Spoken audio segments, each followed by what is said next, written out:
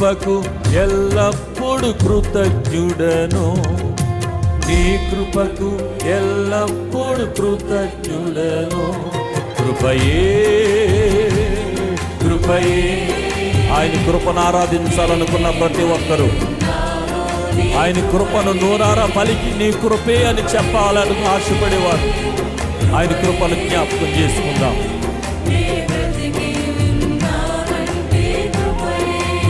ఆమేన్.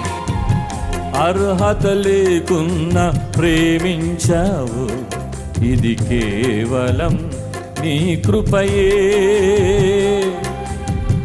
యోగ్యత లేకున్నా హెచ్చించావు, ఇది కేవలం నీ కృపయే. అర్హత లేకున్నా ప్రేమించావు, ఇది కేవలం. Thank you lord.